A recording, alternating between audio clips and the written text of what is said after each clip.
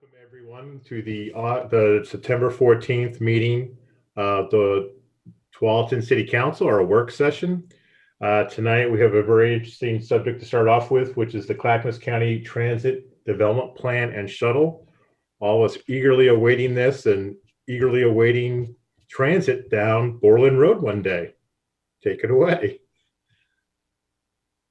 So I have Clackamas County staff here, I believe. Yes. So yeah. I was just going to do a quick introduction of Karen. So Karen Burig, Brett Setterfield, and Christina Babcock are here from Clackamas County. And just first, I wanted to say it'd be hard to find three better individuals to work with. And I've had an absolute joy in working with them just as people. And then to bring in their technical expertise and where they're working on, it's the passion we have for connecting Tualatin into greater Clackamas County, all three of these individuals very much as well. So just thank for them being here in this time where there's so much, influx and craziness going on. So I just wanted to first say thank you to start us off. So Karen, I'll turn it over to you. Thank you, Garrett. So again, city councilors, thank you very much for having us this evening. I'm here with Brett Setterfield, as well as Christina Babcock, to talk to you both about the transit development plan that the county has been working on and is currently underway, as well as some details about some shuttle planning that we also have underway, and just talking about transit service in general in Clackamas County. So tonight, what I'll do is Brett and I will be starting off with the presentation, and then Christina will be kind of wrapping it up at the end, just to give you a preview. And let me go ahead and share my screen. I think the host needs to allow me to share my screen. All right, you should be able to now. Oh, okay, thanks. So we'll start with this. So yes, tonight we're talking about the Transit Development Plan as well as the Last Mile Shuttles project. As folks have mentioned, it is kind of crazy times right now. Not only have we had to deal with the pandemic, but the wildfires going across and impacting Clackamas County and the rest of the area. So I do appreciate you keeping this on your schedule for this evening, because it is a project that's underway, and we're hoping to be able to wrap it up by early next year. So just a quick overview of the project. This project was put in place a few years ago. It's funded by the TGM program. And the intention of the project is to help guide the investments that HB 2017 provided us with, or provided to the whole state. And this project for Clackamas County is kind of unique because Clackamas County is unique. We have 7 different transit providers actually that provide services throughout Clackamas County. So with that in mind, we really have 2 different study areas that we're looking at. One is a study area that looks specifically within the TriMet service district. And then our other study area really talks about those connections that are needed between transit provider areas.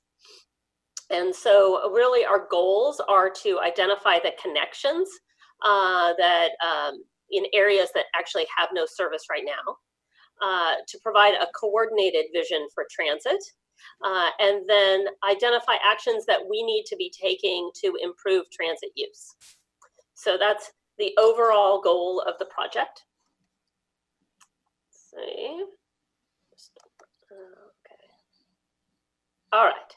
So the project has been underway. Actually, we kind of kicked this off right about February. So it's been kind of interesting. In some ways, it was good timing because there was a lot of kind of report writing, research, those types of things that didn't need too much engagement that happened right at the beginning, right when the COVID pandemic hit. But we did decide to kind of push on through, and we have been working and doing different public engagement events that have been online. We have done some surveys that have helped form our needs analysis. And currently we're in the place where we're learning about our future service opportunities, and we're evaluating those and hoping to prioritize those. With that, we'll come together with a draft transit development plan. We often refer to that as the TDP, and then hoping to finalize and work towards adoption of the transit development plan in early 2021. So we've had a website that has been active since the beginning of the project. This has all the background information. It has the different reports. We have an advisory committee as well as a technical advisory committee that we've been working on. So it has the information about their meetings. While this map is a little difficult to see at this scale, it does help you understand the extent of Clackamas County in general. And then just really briefly, the orange area, I think you guys can see my mouse. The orange area is the TriMet district. The TriMet district is kind of interesting. It extends all the way out to Estacada, and then it covers generally the urban areas of Clackamas County. But as you can see, it also covers some of the rural or not quite urban yet areas where I-205 traverses. So that's the TriMet area. But we have some other transit providers. There's SMART, who you are probably familiar with, that serves Wilsonville. Canby has the Canby Area Transit, CAT. There is the South Clackamas Transportation District, and that's this bright teal color that covers, it's actually a transportation district, so it covers a large portion of the Molalla area. It serves downtown Molalla and provides a connection into the TriMet district, as well as it provides connections to Canby. And then there is also the transit provider in Sandy, the Sandy Area Metro. So that's referred to as SAM. Clackamas County actually helps facilitate and run the Mount Hood Express, which provides a service that goes all the way up to Timberline. And so that's the dark blue line that you can see on this map over here.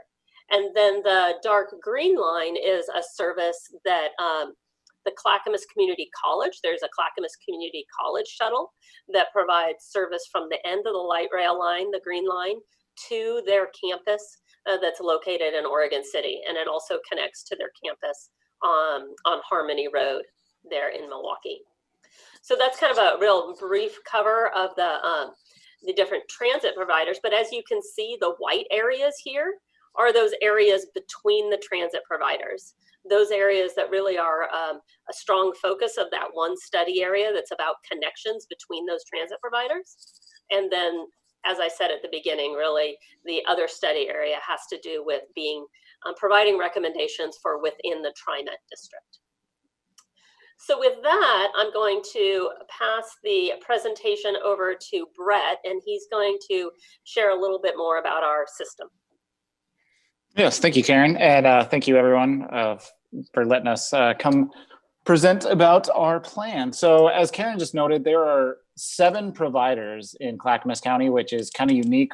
No other county in the metro area has that. And so it kind of provides a unique array between the TriMet district and the smaller providers. As you can see, there are 46 fixed route bus, shuttles, and light rail in the county.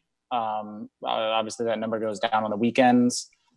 There are 18 informal and formal park and ride facilities throughout the county. Those are located in strategic areas where people can park and then take transit. A good example of that is both at the end of the green and the orange line. Both of those have ample parking where people can hop on the max. That paratransit and not-profit. So TriMet has Lyft, there's Ride Connection, other examples of that. There are other programs that also complement the fixed route service. There's the Get There Oregon, RideWise, there are a few others.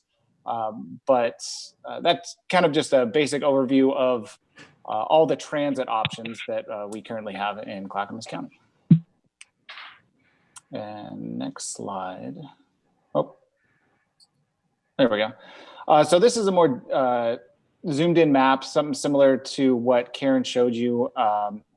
specifically for Tualatin, you can see that you fall within the TriMet service district. So that's all the orangish yellow lines. But you can also see all the other connections.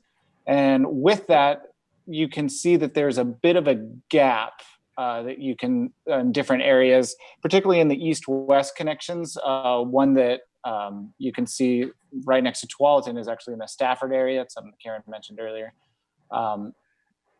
So that's one that's actually falls within the TriMet service district, but there isn't currently any service. So this is just kind of an overview. You can see a Wilsonville Smart that traverses up through Tualatin, along with all the other providers and their lines. So we'll go to the next slide.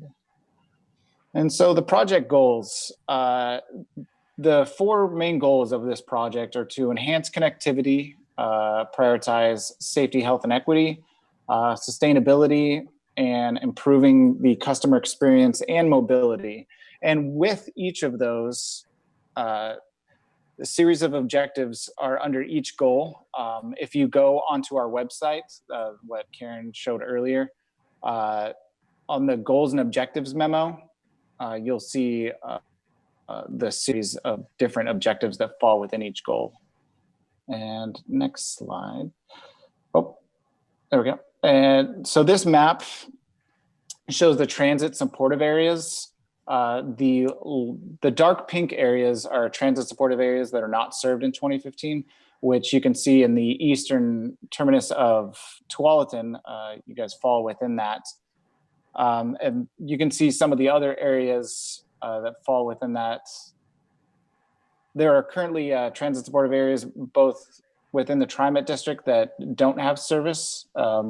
So obviously on Tualatin, there's some up in the Lake Oswego area and Wilsonville. So you can get a pretty good idea of where transit service is actually available to people. Another thing to note here is that there will be more future transit supportive areas. And those are the light pink areas. They're kind of tough to see there, but in the Oregon City area, that's kind of one area that pops out along with Happy Valley. And so we'll move to the next slide. So, well, employment, I think you went one too many. Maybe. Oh, there we go. Yes, perfect. So you can see the growth in Tualatin compared to Clackamas County as a whole and the other cities within Clackamas County, some of the larger ones. You can see that growth is happening in Tualatin, which I'm sure all of you know. Maybe not at the same pace as some of the other smaller towns, but the population of Tualatin is obviously quite greater than Molalla and Sandy. And so just adding a few more people, but the growth in Tualatin is actually greater than the average Clackamas County. So I think we all know we're all experiencing growth, and with that growth comes the need for transit opportunities. People need to get around, to get to work, to get home, shopping, all that. And so that's why this plan is so valuable moving forward.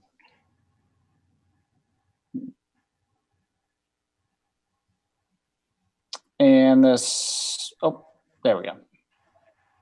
And the employment and commute patterns. So one thing to note for the City Council is that over 5,000 Clackamas County residents commute to work in the city of Tualatin.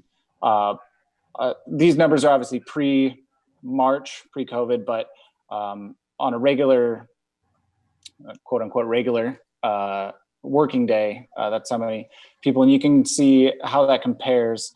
4 of the top 10 locations for employed county residents are actually cities in Washington County. So there are, maybe if there aren't people driving directly to Tualatin, they might be driving through Tualatin on their way to Beaverton or out to Hillsborough or different things. So that just seems to be where the, obviously Portland is where a majority of people work, but it's kind of spread out.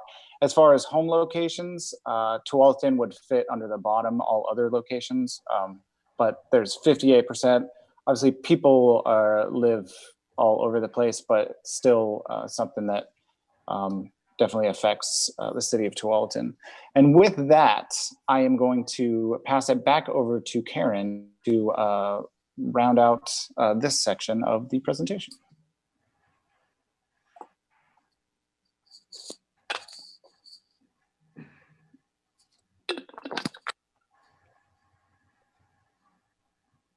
Okay, sorry, took me a little bit to unmute. So kind of rounding out what Brett had said, you know, there were many different needs have been identified, and through that, really around jobs, we have major employment connections in Gresham, in Washington County, and Wilsonville. The Clackamas County Industrial Area is another area that really needs to be served and provides these connections to jobs.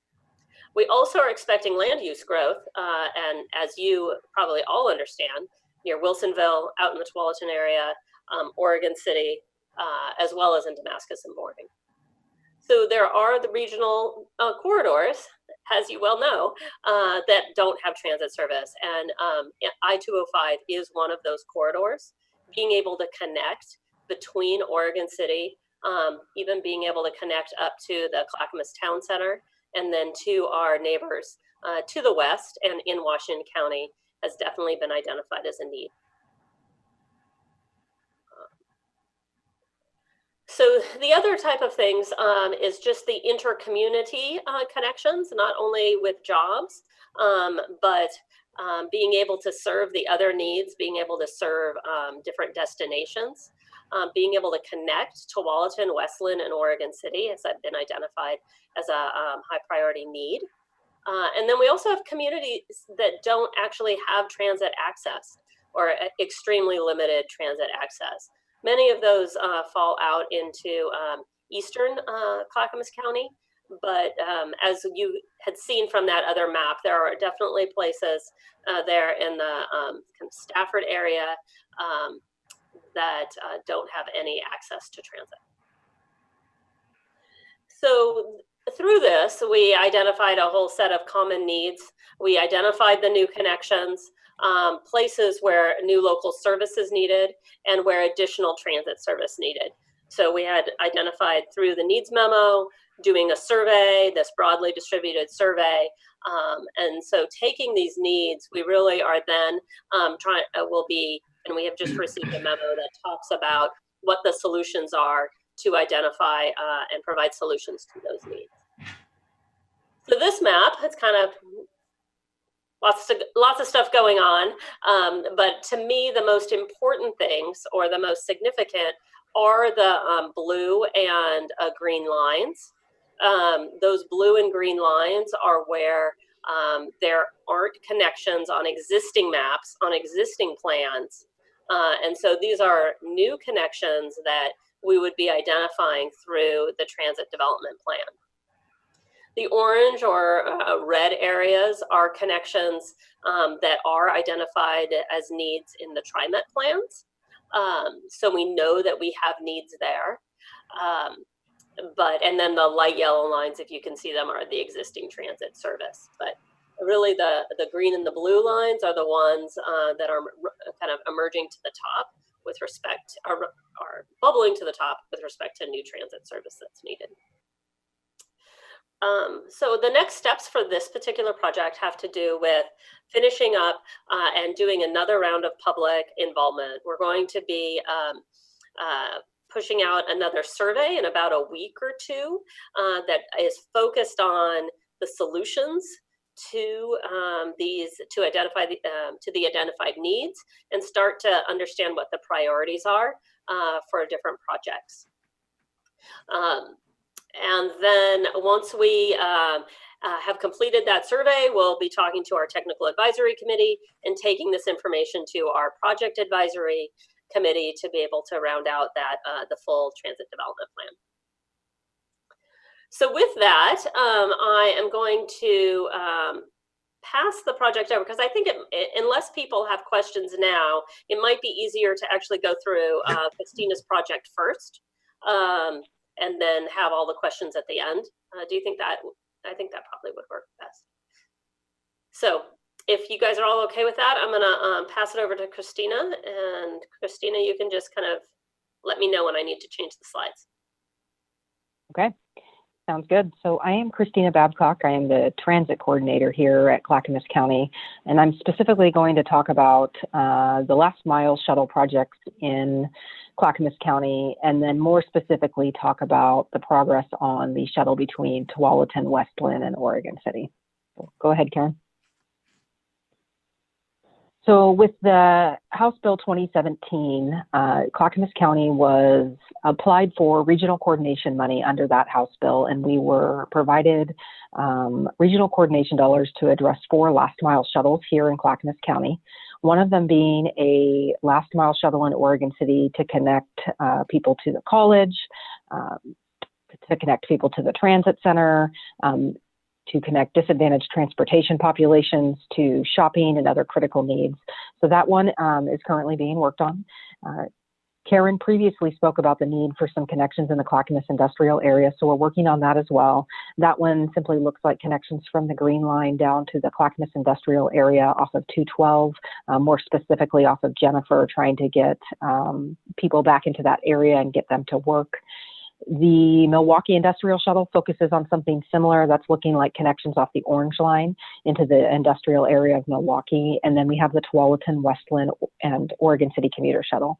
Now, the first 2 on this list were funded at a level to not only study the projects, but also follow through to implementation. The latter 2 projects, Milwaukee and then the Tualatin Shuttle, were funded at a level to do an initial feasibility study and some analysis around what routing might look like, what demand might look like, but not funded through implementation at this point. Go ahead, Karen. So the Tualatin, West Linn, Oregon City Shuttle specifically, this kind of kicked off right about the same time as the Transit Development Plan, probably about a month later, so right in the middle of COVID. So we have completed the Title VI report. We've done some initial stakeholder interviews. Garrett was able to connect us with a lot of great resources there in Tualatin to get some very good feedback from both employers and community-based organizations there. We continue to reach out to do some additional public engagement to try to understand the demands of where people are wanting to go, to try to balance this need for accessing services along Borland Road, but also the need to move people quickly from point A to point B from a commuter standpoint. The online survey recently wrapped up, and we're kind of putting all of that information together to try to understand what results came from that. And then the needs assessment continues to be ongoing. All right, so I think everybody's seen a lot of maps tonight, but I put some additional maps in here. So this is a blown up service chart for TriMet. And so specifically what we're looking at on this chart, it shows all their lines with all their names and numbers and everything. But if you look down towards the bottom of the map, there's some yellow shaded area between Oregon City Transit Center and Tualatin. So that in TriMet's service plan has been identified as a community jobs connector service area. So TriMet recognizes there's a need, but as you can also see, there is no active line, and there also is no line with a letter that would indicate that it currently exists in their Southeast service enhancement plan to add service along that road. So that's again where the regional coordination money came in, and Clackamas County is starting to undertake some feasibility studies on that. So this is a blown up version of SMART transit service. And what you can basically garner from this is that they come out of Wilsonville and they do a really good job serving the Wilsonville area, making sure that their residents get to the places that they need to go. And then the dark red is the 2X that runs from Wilsonville basically up to Tualatin and then further into Portland. And that's important to remember because we're going to build on that here shortly. Next, Karen. And then additionally, this is maybe a lesser known service that Tualatin currently has, and it's provided by Ride Connection. So Ride Connection has both the blue loop and red loop, as they call them. And these loops are primarily for job connector service. So they're centered around the west station there in Tualatin.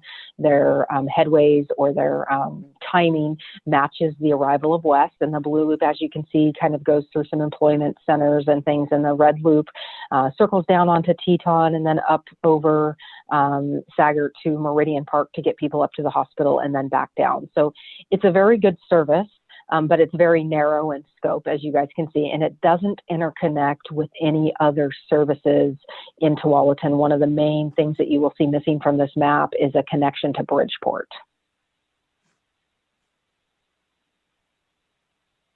Okay, and then this is hard to see at this scale, but what this shows is all of the service providers kind of interconnected in and around Tualatin. So this map shows kind of off to the left the ride connection blue loop, and to the right over by Meridian Park the red loop, and TriMet is overlaid and Wilsonville is overlaid. And so you can see kind of the overlay of it all, but you can see that there's a lot of gaps in service in Tualatin and a definite lack of service to Bridgeport. And the important point about Bridgeport is really that's the hub, if you will, for transit in Tualatin, because that's where TriMet, which is the major service provider, comes in, and people can then reach Washington County more easily. They can reach other parts of Clackamas County. They can get into downtown Portland, and so on and so forth. All right, so our shuttle planning here for the Tualatin West Linn Oregon City shuttle is obviously we just went through all the existing service and all the service providers. What resources do we have? What connections are missing? And then really it's about nailing down demand, frequency, and the routing needs. And so we're going through all of those right now. Like I said, the online survey had just finished up, and so we're starting to get a good idea that there's a balance between the desire for commuting needs to get there quick down 205 and also access services along Borland Road. And that's a really big part of this feasibility study, is understanding where the demand truly lies. Go ahead, Karen. Okay, so I said at the top that this is being funded under the Regional Coordination HB 2017 money. There's about $3 million that's being spent on implemented shuttles. Now that money doesn't just go to Clackamas County. That money goes to all transit providers that fall under TriMet as a qualified entity. So that $3 million is being split between shuttle services in Washington County, Clackamas County, and Multnomah County. And the big key here is that there is no long-term funding for implementation of this shuttle currently. Now, with that being said, kind of probably over the last month or two, I have been spearheading an effort to work with Washington County, Ride Connection, SMART, and then us here at Clackamas County to try to see what we can do to build off this feasibility study that is being worked on right now to go after what is called a STIF, an STIF, discretionary grant to kind of pilot this project. So this is kind of still getting out of the gate. It's something that's moving very quickly, but it looks at putting together, and I apologize, I don't have a slide on this because it's actually coming together so quick. So I'm just going to talk through this, but it's actually putting together a lot of resources to potentially provide service. So what it looks like as an overview is Wilsonville and SMART providing the commuter type service along 205, making an initial stop at Stafford Road, one stop in Oregon City, one stop in West Linn, one stop in Oregon City, and then ultimately terminating at Clackamas Town Center. So SMART would be looked to meet that demand in a bus on shoulder type capacity along 205, and they are currently working on that with ODOT. And then we would turn and look to Ride Connection to expand the current Tualatin shuttle, rework the red loop and add another loop, we'll call it the green loop for now, that serves not only the West Station, but also comes up to Meridian Park and then reaches all the services out on Borland Road and then ultimately connects with SMART there at Stafford Road. So we have a shuttle on one end that provides access to those services along Borland Road. They would need to rework their routing of the red loop and additionally provide access to Bridgeport on this new loop. Okay, so you have Bridgeport out Borland Road to Stafford, meeting up with SMART at Stafford Road, which would address the commuter service. And it's important because in our initial survey findings, I think it was 43% of people wanted that commuter route, but 39% wanted to reach services along Borland Road. So we really have to figure out a good way to address both of those needs, because if we only address one, we're certainly not addressing the needs of all the citizens of Tualatin and those in the surrounding area. So that's kind of hot off the press on what we're working on here in Clackamas County. It's definitely a mad scramble at this point to get that application together for a discretionary fund. And the discretionary fund would be something that would be in place for a couple years. And then we'd have to look at a more permanent solution for funding to move forward if it was a successful pilot. So that's what I have for you tonight. Again, I apologize for not having a slide on the last one, but like I said, kind of hot off the press right now, and still trying to work through a bunch of stuff there. So with that, I think I will go ahead and stop sharing my screen. But I do want to just kind of kick it off, or to be able to wrap up what Christina said, is transit service in the Tualatin area is complicated.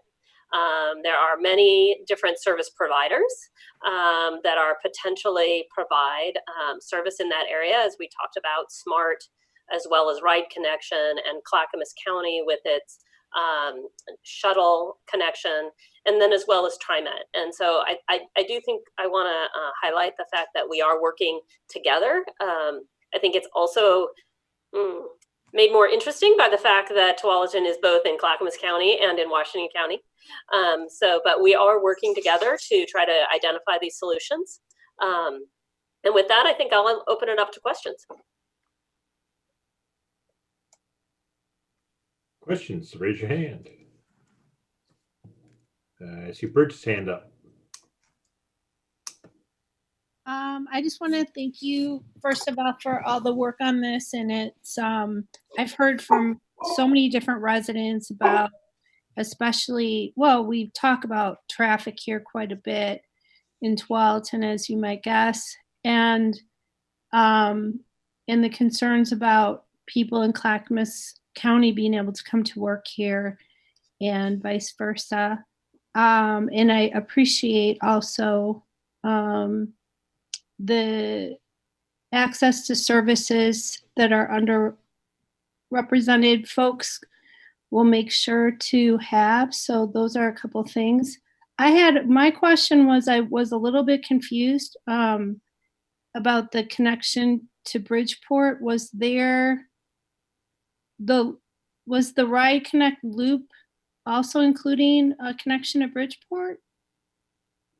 Yeah, so what would happen is, the slide's not up right now, but if you remember, we had the map that showed the blue loop and the red loop, and neither one went to Bridgeport. And so what would happen is Ride Connection would rework their red route to reach other parts in southern Tualatin, and we would create a green loop, if you will, a new loop that would run from Bridgeport down to the West Station, and then loop up to Meridian Park over Nyberg there, and then out Borland Road and eventually to Stafford Road. So it wouldn't be a loop in the same way that the red and the green are, but it would go out and back essentially between Bridgeport and Stafford Road. Thank you. Other questions?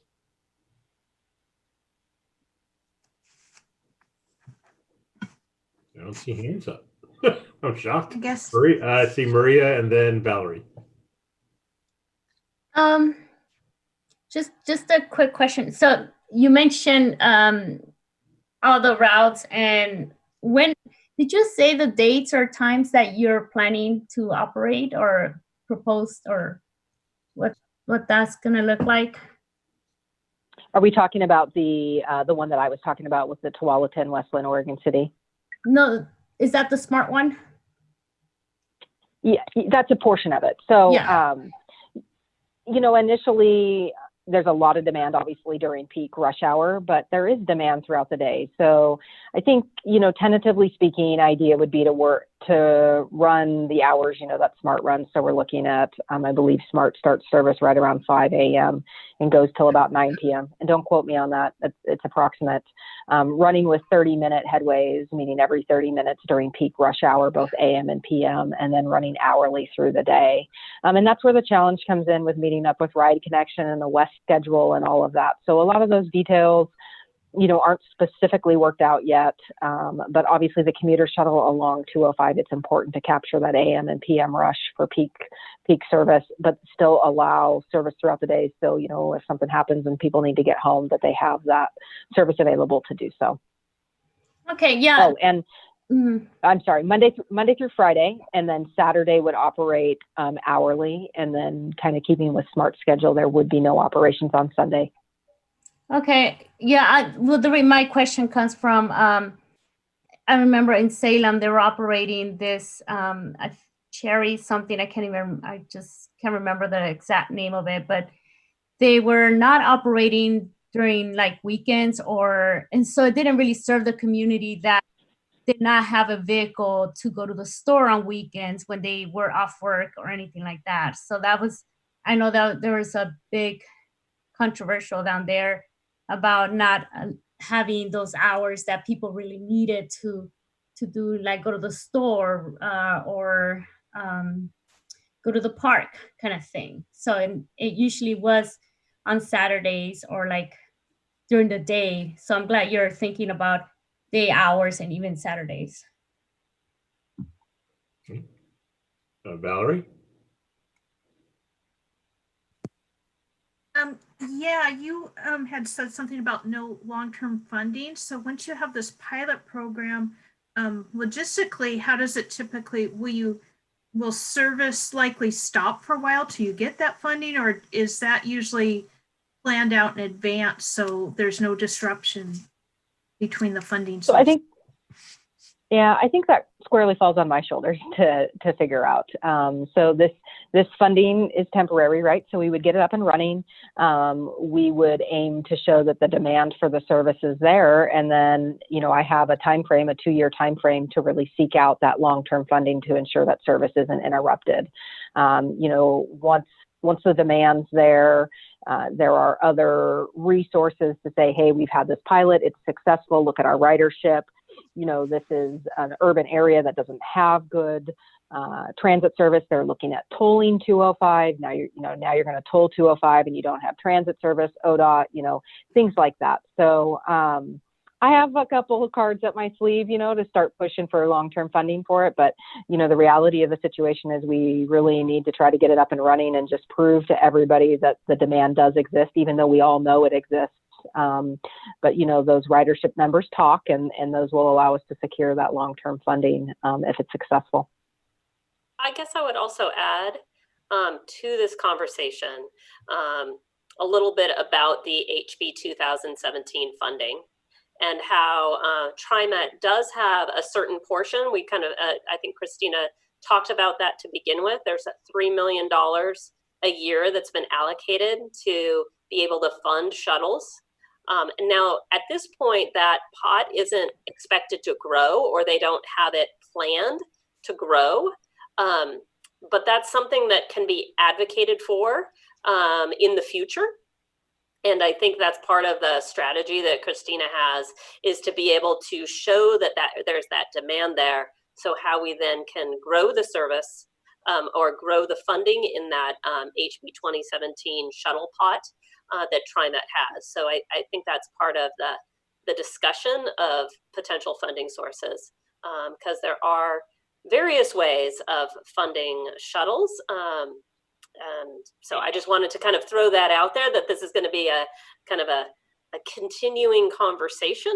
And then I think another thing that I don't want to forget to say is that as we look to apply for it's called the discretionary funds, they're statewide HB 27 discretionary funds for this particular project, will be likely turning to Garrett to hopefully get a letter of support from the city council for this type of work. And so you might be seeing that soon. Okay, and I just want to really thank you, because this is a long needed connection. And it really, as what Councilor Reyes says, it really seems like you put a lot of thought into the needs of the riders and the connections that are necessary to make this successful. So thank you. Paul. Yeah, I just want to take a second. Karen knows I've asked a lot of questions over the last probably more than a year. Karen, I want to thank you and your staff for all the work you guys have done and the way that you've engaged with Garrett and worked with him and with Aquila to make sure that, you know, Clackamas County knows and understands where Tualatin is and how important this is. And I appreciate all the effort and everything that you've put in, and appreciate you putting up with all my questions over the last year. Thank you. Other questions or comments? Nancy.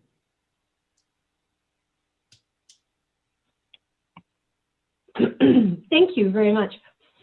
To reiterate, some of the other counselors, I do appreciate the planning and the effort that's gone into this. I think the dearth of,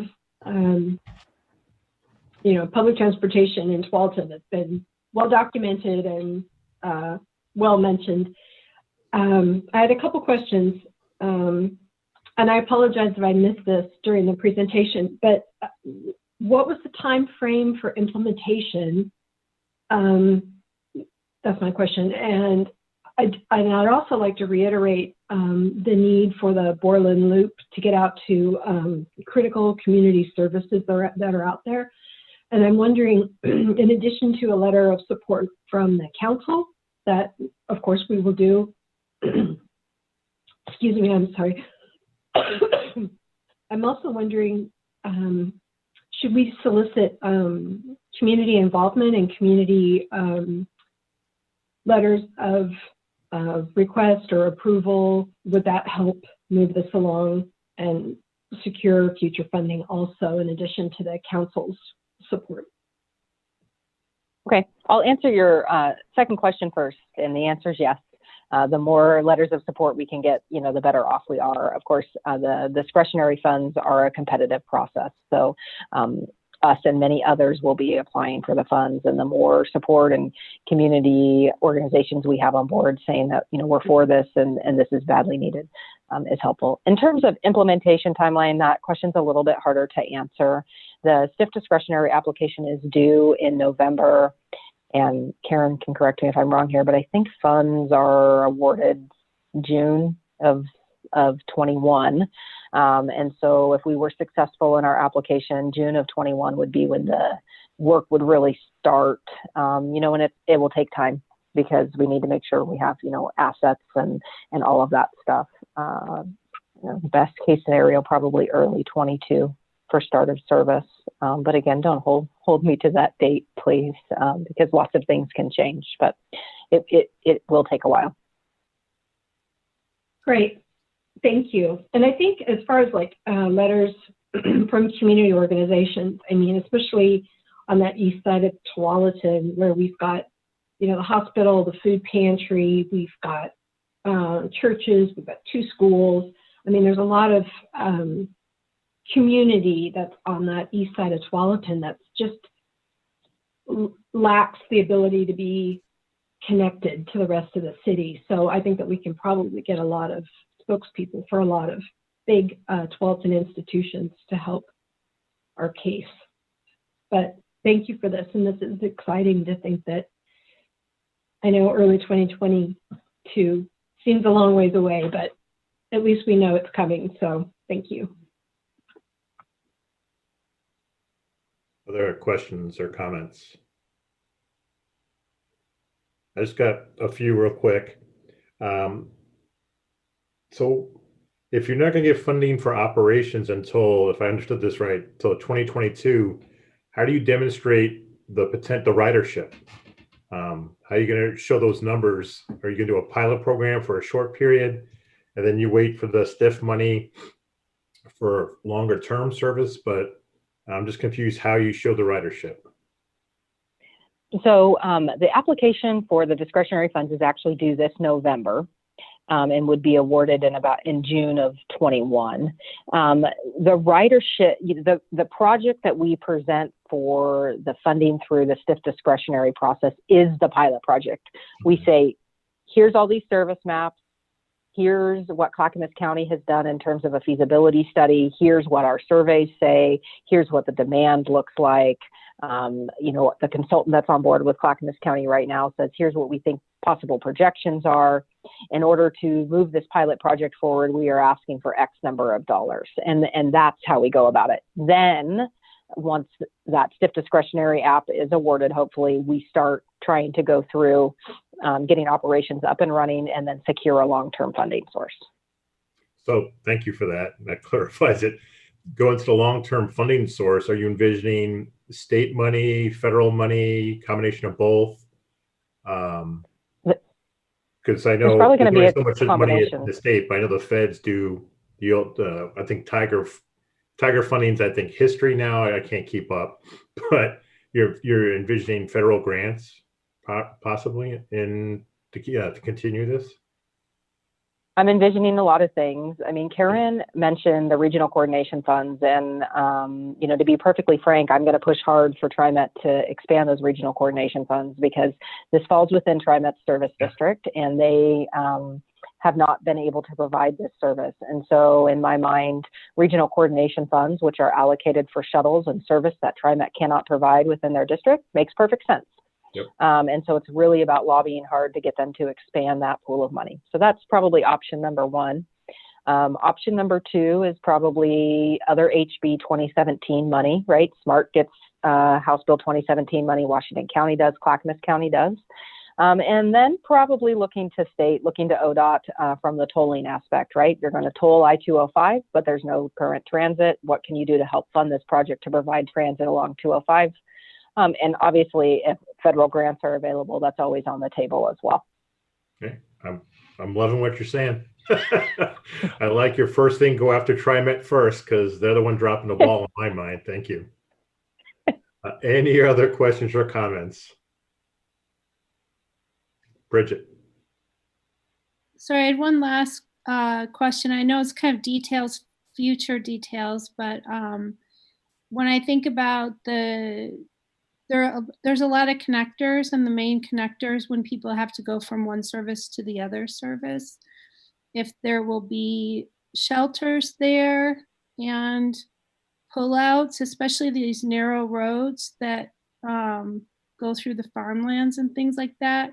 I know for the pilot project that might be asking a lot, but I'm just wondering if those things are in consideration and how soon that riders could anticipate those things. So I agree with the statement that during the pilot project, that's tough.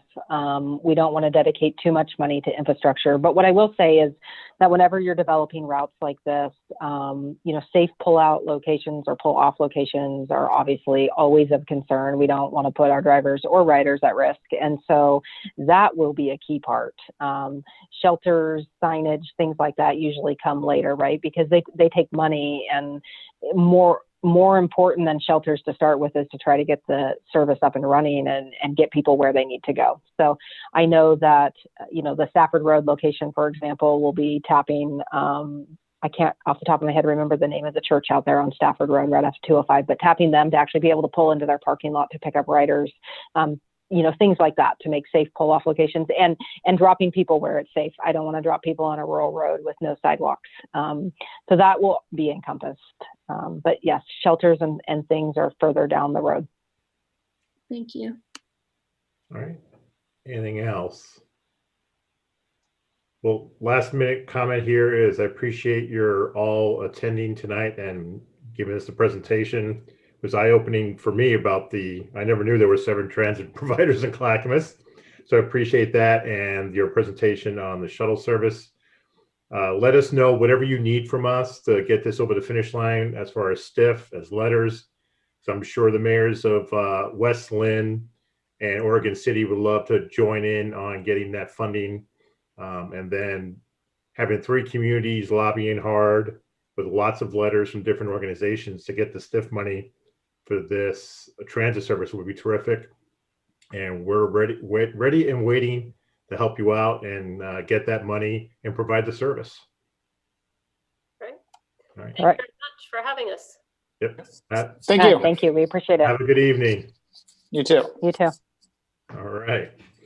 So moving on to item number 2 of our work session is allocation of funds to outside agencies, and I believe Megan's driving the train with the Excel spreadsheet here. Indeed. So I've got a quick introduction. So as part of the City Council's budget, $40,000 is included each year to provide grants to outside agencies. This year we began advertising in July with applications due in August. We reached out to previous applicants to let them know and other agencies who had indicated they maybe have had interest in this. So required application materials included questions about their mission and how their services would impact Tualatin residents and the Tualatin community. In addition, they were required to provide documentation about their budget, their board of directors, and their 501c3 status. It was advertised that a 501c3 was required as part of this grant program. We received 18 applications, which included 3 new applicants this year for a total request of $84,000, roughly, a little bit over that. And again, $40,000 is available. So tonight I've got the spreadsheet that was included in your packet, which I'll pull up on the screen. And as you discuss and make determinations, I'll add that so you can see the running total of how much has been allocated at this point. After tonight's discussion, we'll come back at the next meeting with a resolution for you to actually make those awards to those outside agencies. So with that, I'll go ahead and share my screen and turn it over to the mayor for the conversation. All right, Charlotte. Yeah, Megan, could you clarify that the MECHA club provided a fiscal agent? Yes, so MECHA is a club of Tualatin High School, and therefore they're not eligible to apply as a standalone club. However, they were able to identify a fiscal partner to act in that so that they are eligible to participate in the grant program. So their fiscal partner this year, I don't remember the name off the top of my head, but it is different than who they had used in the past. And I believe that that fiscal agent is allowed. Okay. Yeah. All right, here goes. Oh, Councilor Brooks, did you have a question before I share my screen? I just was curious, how long have we been doing $40,000 for allocation of grants? I believe it's just this year and the year before. Prior to that, it was $30,000 a year, and I'm not sure how long we had that amount. Okay, thank you. Mm-hmm.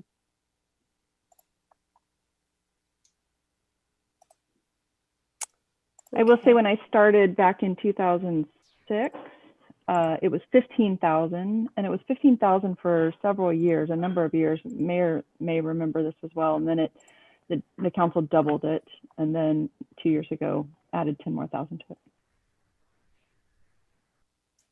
All right, here goes.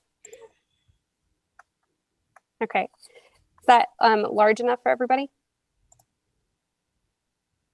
Okay, so I'll scroll down. So I do have a note here, so it'll keep tallying up as you start to make awards. But my plan is to take notes as you discuss on the allocations. So quick housekeeping, the as of Friday, did we have a couple agencies who had not supplied their 501c3, so they're technically out of it? That's correct. So Love Inc., Tiger, Tualatin, and Sherwood, who made a request of $5,000, did not submit a 501c3. And Rebuilding Together, Washington County Inc. also did not submit their 501c3, and their total request was $1,750.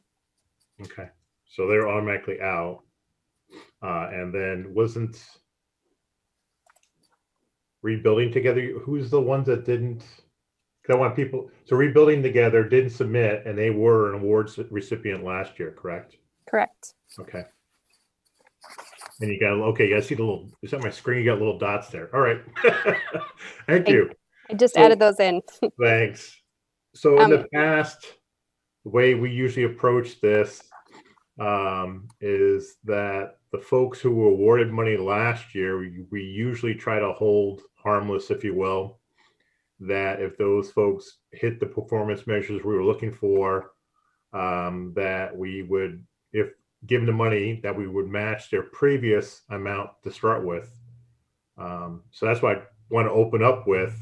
And then I believe based on the remaining funds that we have about $4,500 that can be reallocated this year due to folks not applying or not submitting a 501c3, correct?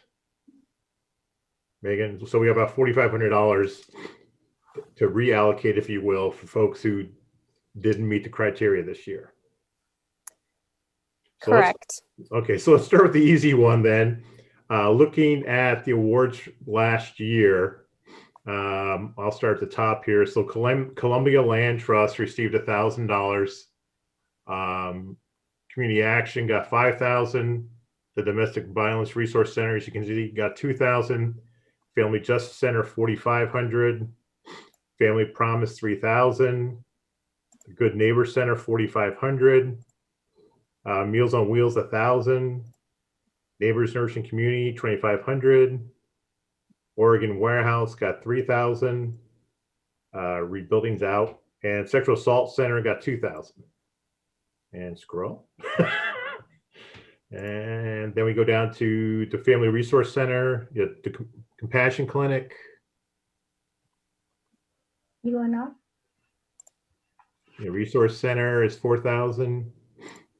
The Food Pantry, $3,000. Megan, the Compassion Clinic didn't reapply this year, the 2,500. Okay. Oh, excuse me. So yeah, so there's the $4,500 difference, the delta. So now this is where I open it to the floor to see what people would like to do with that $4,500. And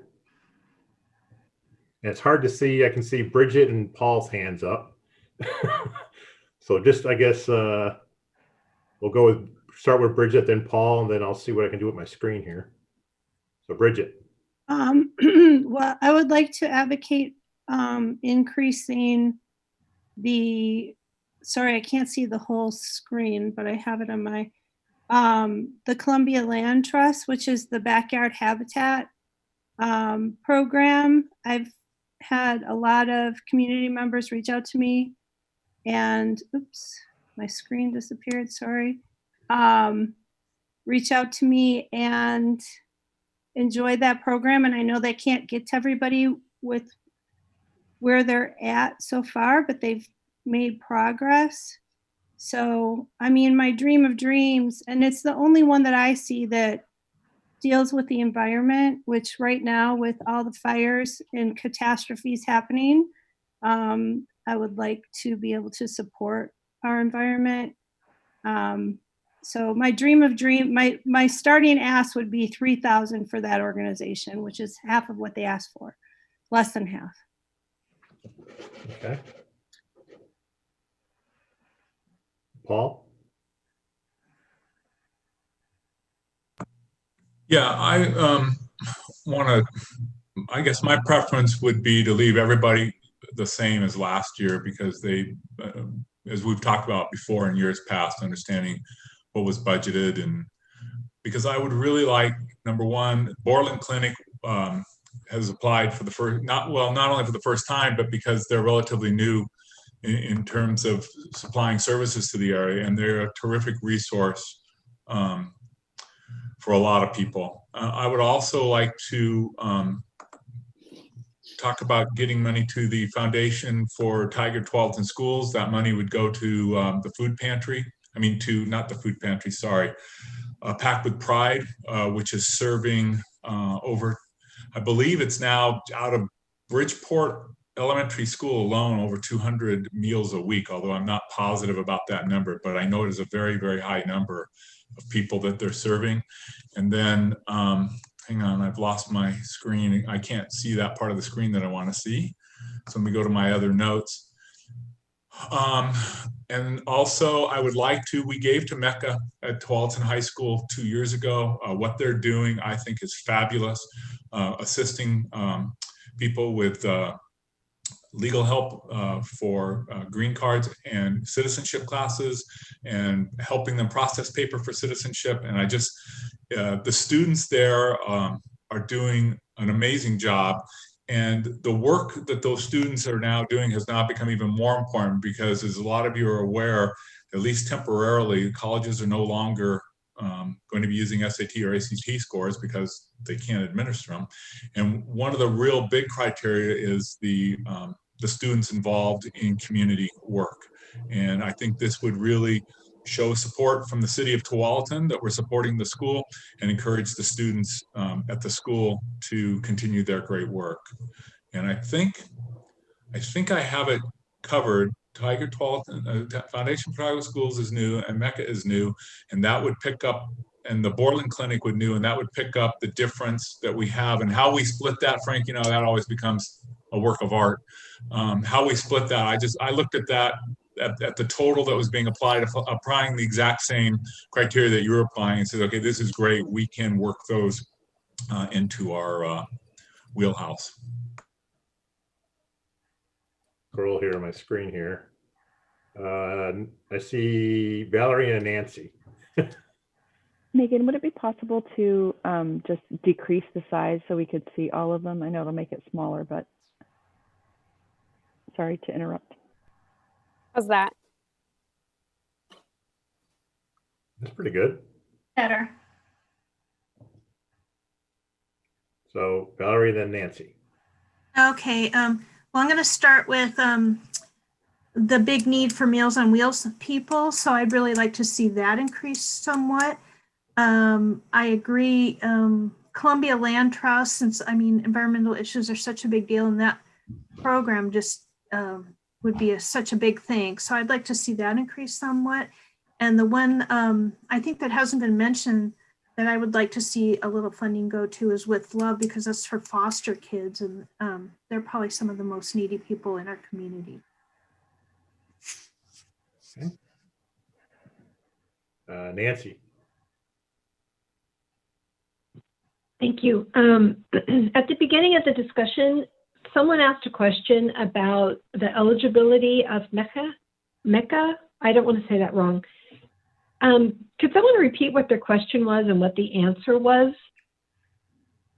Yeah, so the question was, is MECHA eligible to apply in their current status? And the answer is no. MECHA as a club of Tualatin High School is not eligible to apply. However, if they identify a fiscal sponsor, then they are eligible to apply. And so this year they submitted an application with a fiscal sponsor that is eligible. Okay, so they're good to go. Okay. Mm-hmm. All right. The correct pronunciation, I think it's MECHA. MECHA. Okay. Thank you. I appreciate that. I didn't want to be ignorant or disrespectful, but I wasn't quite sure how to pronounce that. I agree with Frank in as much as supporting people to the level that we supported them last year. I do think the Borland Free Clinic, it would be nice to be able to give them a portion of what their request is, but I do think that it's worth talking about the increase in the ask that we've seen in community action, because I think we all know the funding issues that have been going on there. And then I also, the Domestic Violence Research Resource Center, you know, their request is 5,000. Last year we were able to give them 2, and their request again is 5,000 this year. And I think everyone knows with the situation, the COVID situation, the economic situation, the employment situation, how big a rise the country has seen and the region has seen in domestic violence issues leading to homeless and insecure housing. And I would be interested in talking about or even advocating for increasing our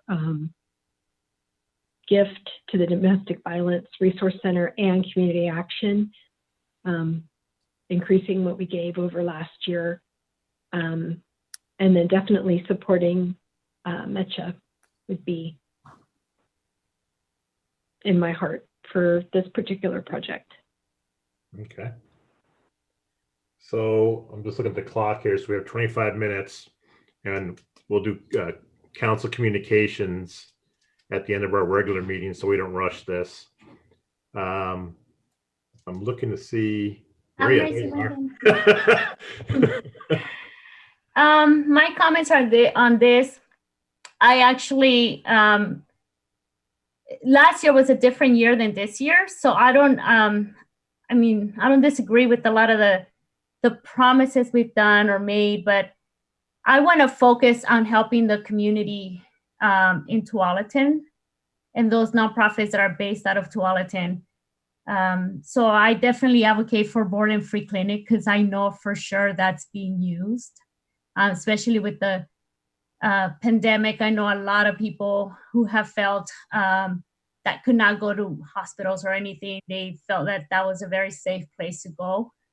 The other, I'm going to be honest with you. I know a lot of nonprofits. I mean, that's my industry. I know practically almost every single nonprofit here outside the Tualatin school. And I'm not saying reduce or anything, but I know community action is getting a lot of funding. And it's also, if it's going to stay here in Tualatin to help the families in Tualatin, I'm all for helping them and granting whatever we decide. But I also feel that if it's going to go to their general operating fund to help the entire organization, it's just a drop in the bucket when that $5,000 can help somebody, another nonprofit here, that will be significant for them. Does that make sense? I just want us to be very strategic in how we help the community here, because they're not getting resources from another bigger, larger source. So I feel like, I know that for some nonprofits, $5,000 will impact them tremendously and can help a lot of people in our community. For others, it will be a drop in the bucket, and I don't want to be that drop in the bucket for them. So that's what I'm saying. That's what I'm seeing right here. I advocate for anything that's like I say, anything that will help our kids here in our community, our health care in our community, and our seniors as well. That's where my heart is, and that's where I would go. In the environment, I think we only have one, like Bridget said. So I would work with maybe not $5,000. How much we give them? $1,000.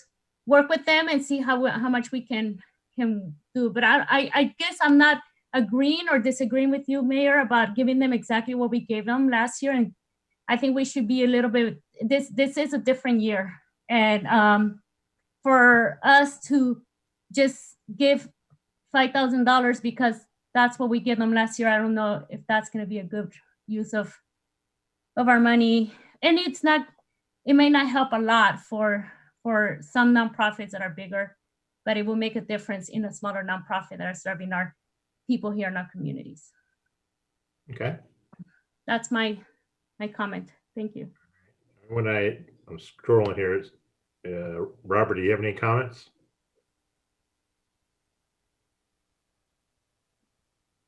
Go ahead, Robert.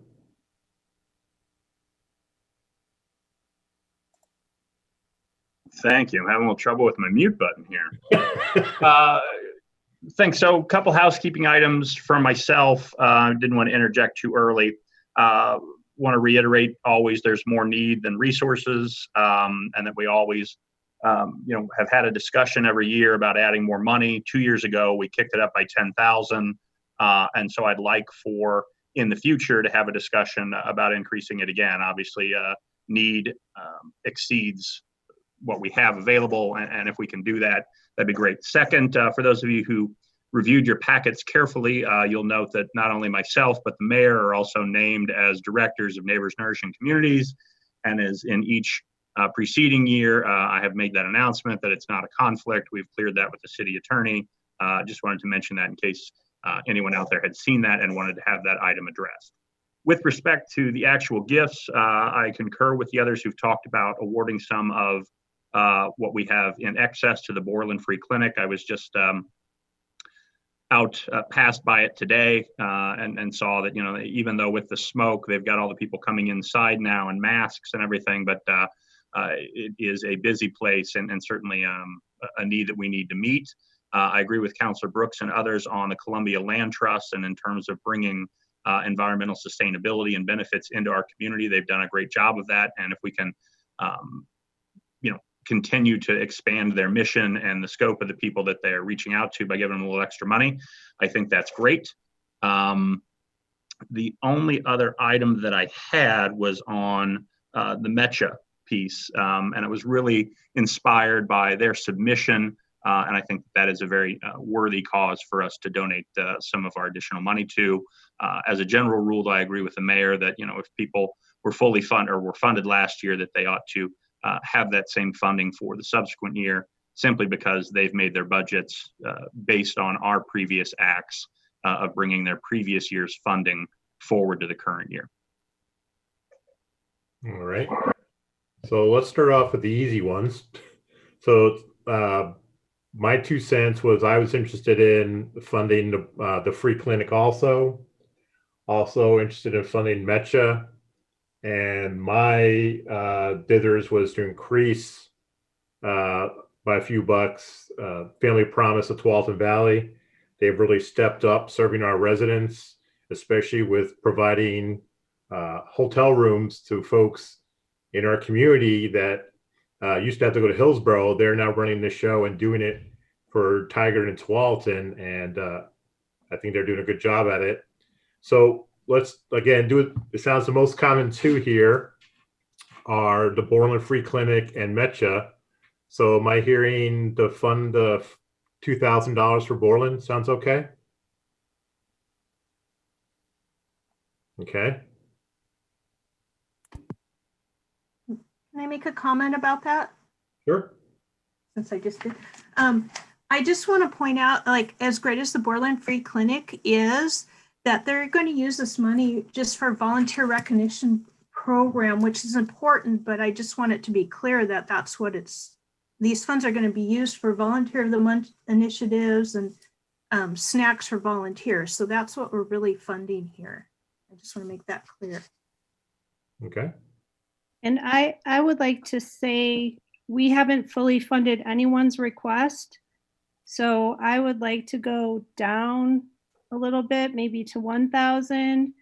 Also, the Borland Free Clinic, 28% of the people served are from Tualatin. So I want to be clear on that too. Okay. So let's throw 1,000 in there for now. And what about MECHA? For MECHA, my mind, again, throw it out there, was to go to the $2,000 ask they had a few years ago and allocate 2,000. What do folks think about that? Yeah, I agree, Mayor. Seeing a lot of thumbs up for that one. All right. So now we're down to 1,500.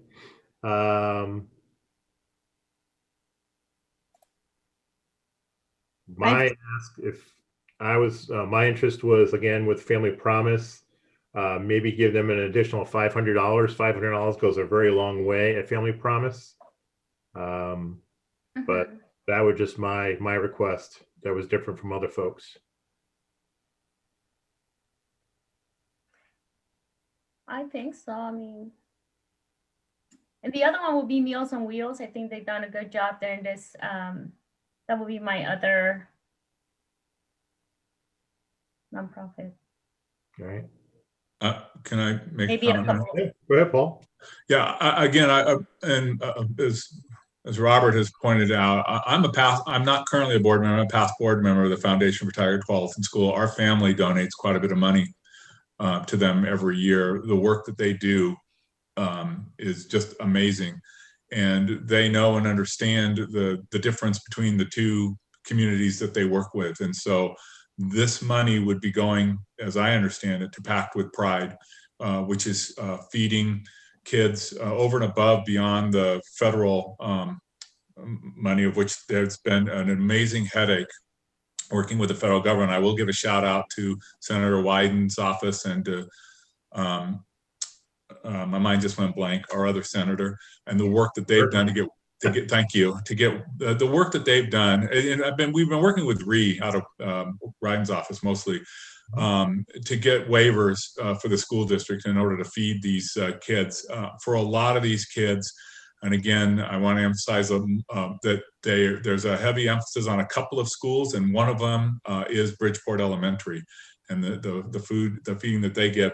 And I would say that knowing them, they would be extremely happy, even if it was just $1,000. I think they'd be quite pleased.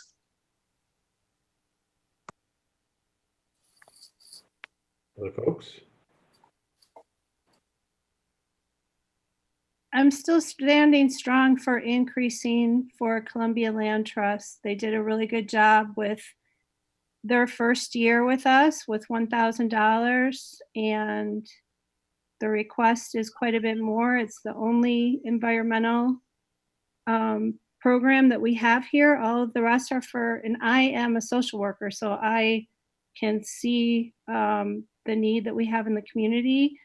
But as I'm sitting here in my house, unable to go outside, I can't just not say anything about one line item of $1,000 towards our environment.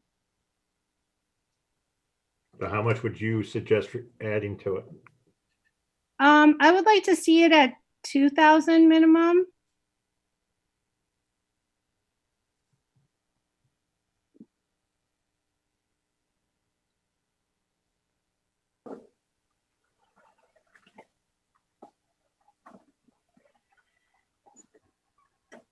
Other comments? I mean, my comment to that is I'm kind of like with Maria. I want to make sure people taken care of in the community. While I recognize the environment's important, we've got people that are hurting. So, I mean, I'd split the difference and do 500. And that leaves us with 1,000 that I think needs maybe some to Paul's suggestion saying the foundation, or someone else mentioned Meals on Wheels. Those programs are directly impacting folks, with their basic needs of shelter and food. Okay. And safety at home. I'm okay with 500. I think just upping it a little as much as we can.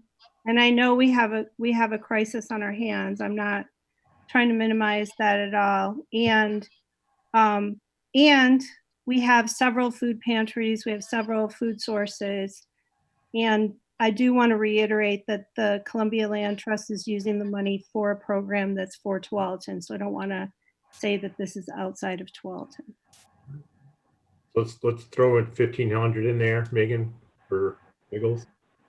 So we still have 1,000, and folks have mentioned specifically Meals on Wheels. Paul's mentioned the foundation, and I think there was a mention of the Sexual Assault Resource Center. Mayor, one comment on Meals on Wheels. Their request this year was only $1,000. Okay. So they're okay. We don't have to worry about them. So we still got $1,000 to award to other agencies. I mentioned the additional. Go ahead. Yeah, just real quick. Also, the Meals on Wheels, and we had this argument. I used to lobby for them to get money, and kind of got shouted down because we already give them in kind through the use of the poll center. And so I think that at least for the time being under this year, I think we've got them taken care of. All right. The only issue I've got with the violence, I think that, what is it, 4% of the people served are from Tualatin. So I'm very much interested in the foundation for the Tualatin schools. Okay. Yeah. And I bet you $2,000. I think I will probably give $500 to, I will add 500, I will give them $1,500 and then $200 added to the foundation for the schools, or even family promises. I mean, this year they've really done a good job caring for the people, for our people. That's just me. I'm with you guys on family promise too. So we have my family promise at 4,500. Oh, they're at 3,000 now. 35. So 35. So we've got $500 left. Foundation for Tualatin schools. Yeah, it's something. Okay. They do a great job. How's that look all? 1,000 and then the foundation another 1,000. I mean, like I will make them, or 1,500 and then 1,000 to the foundation. 10% of what they ask. 1,000 to the foundation and then 500 from where else? No, 1,500 to Mecha. So You mentioned we're funding them for 2,000. I would rather use 1,000 than yeah. Agreed. So you want Metro to go to 2,500? No, 1,500. 1,500. Oh, 1,500. And then the foundation 1,000. I got you. Yeah. Okay. Go ahead and put it on the board here and all right. Bingo.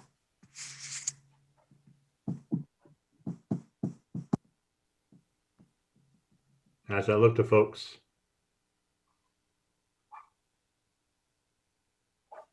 I'm satisfied. Everybody okay? I gotta scroll here so I can see all the faces. I see heads nodding. Anyone? Paul, go ahead. Yeah, I just would like to, I'm just not happy with where we're splitting the money. I think I agree with Councilor Reyes in the funding to the community action organization. I mean, we have a couple of councilors sprouting off percentages going to some organizations. I would be surprised what percentage Columbia Land Trust actually spends in Tualatin.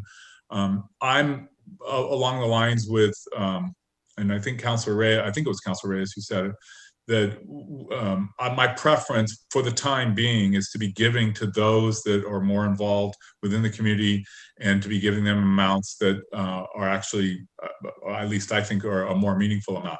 But this also goes to, and this is my pitch again, when I was on the budget committee, I pleaded with the budget committee to please raise the funding. And I have always, since 2000, whenever, when I got involved with the budget committee, and actually even before I was on the budget committee and just working with staff, I have always argued that our gift giving should be 1% of our baseline budget. And I would argue again to this council that next year that you look at raising this money, because as we can all see, at the end of the day, I will stretch out on a limb and say not everybody, no one is really happy with everything that we're doing. Everybody has their pet projects. Everyone has stuff that's near and dear to their heart. And we'd all like to see a little bit more go to those organizations, and we're unable to do it. And so I would propose to this council and to the new members coming in January to figure out a way to make this a little bit bigger number. I agree with you, Paul. Yep. Just put a budget note. Don's listening, so for Don and Sherlyn to put it in the back of their heads for next year's budget discussion of increasing the funds for our grant program. So is everybody okay with the allocation of the 40,000? Because we're down to 6 minutes. I like it. See, Nancy's got a thumb up. Bridget's got a thumbs up. Valerie, thumbs up. Paul, he's a no. Maria, you're muted, Maria. I said I'm good. I just feel like my thinking is that $5,000 can change a life in one of these nonprofits that are serving our community. And when it goes to a larger nonprofit, it might not be, it's just a drop in a bucket for them, another $5,000. And I'm just speaking specifically for community action. That's only where I feel like there's, I don't know, that's my only, but other than that, I'm fine with the rest. It's just that I feel like $5,000 can make a difference in other nonprofits that we have in our communities. So you would defund them totally? No, but I would definitely not give them $5,000. I mean, I feel like maybe 3,000 or 3,500 and fund our schools or something that it's actually, or even like the Tiger Tualatin Family Resources or something that's the food pantry. You know what I mean? I mean, just something that's here in our community that is directly helping our kids. They're not a lot of that's why I say, like, for instance, it's a very big organization with millions and millions and millions and millions of dollars. So $5,000 will make a difference for them. in their budget, So that's just my thought. We can probably give them 3,500 and then give something else, something to the schools here in our local communities, or the food pantry, or even the Borderland Free Clinic, even though they only have one employee, by the way, and the rest of the people there are volunteers, and they do feed them like snacks throughout the day, things like that. So I don't know. That's just my comment. I see Valerie's hands up.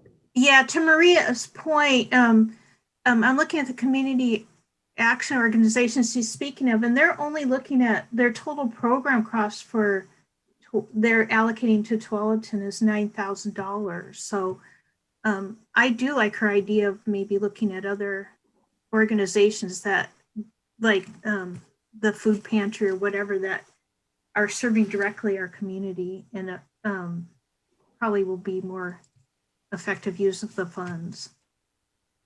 Okay, I just want to point out the food pantry also requested 3,000. They're getting their full request. Yeah, they're mad. Okay, that was a bad pick. Okay. Yep.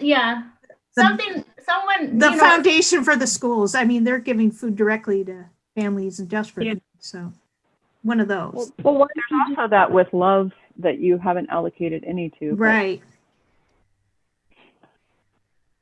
Well, should we just take the community action and cut the grant in half to 2,500, and then take the 2,500 and give 1,500 more to the foundation for Tiger Tualatin schools, and then we would have a little grant to give to the With Love for the foster children? 1,000?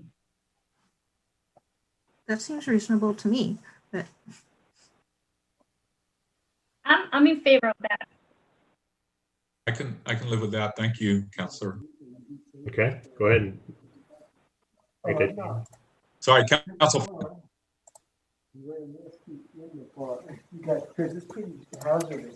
Was this the correct allocation?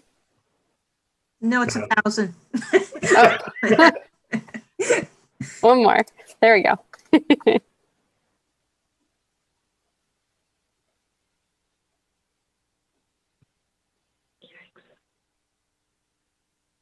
how does that look to folks now? I'm fine with that. I feel better. All right, Paul? I feel a lot better. And again, thank you, Councilor Grimes. Council President Grimes. Everybody okay with this? Well, no, thank you for Maria for the feedback. I think that is really good feedback for us, because I know how involved you are in a lot of the community organizations like that and the not-for-profit, and it's good feedback, and I really appreciate the education. Thank you. Yeah, I agree.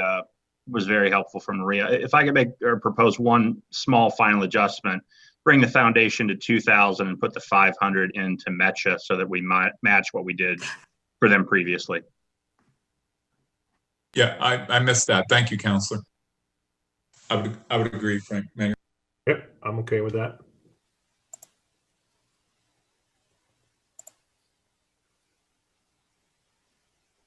All right. How's that look? Going once, going twice. All right, there you go, Megan. Thank you all. All right. I'll be back at the next council meeting on the consent calendar. Thank you, Megan. So we'll do our council roundtable communications at the end of the regular meeting. We don't have any proclamations. Any questions on the consent agenda for tonight? It doesn't look like it. All right. So with that, I'll go ahead and flip here and welcome everyone.